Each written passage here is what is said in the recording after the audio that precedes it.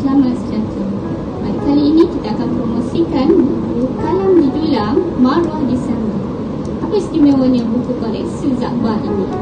Baik, buku ini merupakan program kerjasama Institut Terjemahan dan Buku Malaysia dengan Perbadanan Perpustakaan Awam Negeri Sembilan dan Bahagian Teknologi Pendidikan Negeri Sembilan, Kementerian Pendidikan Malaysia.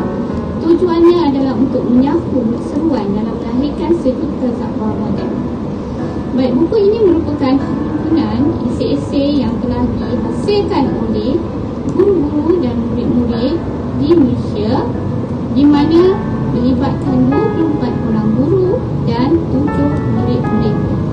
Baik, buku ini merupakan buku yang ditulis dalam mengangkat pelbagai isu yang kritis dan berani. Pandangan dan pemikiran mereka yang kritis dan kreatif ini sewajarnya dihadami oleh kita semua. Justru buku ini dicadangkan untuk bacaan anda dan boleh dapatkan di perpustakaan Pusat Sumber Sekolah Lestari, SMK Datuk Muhammad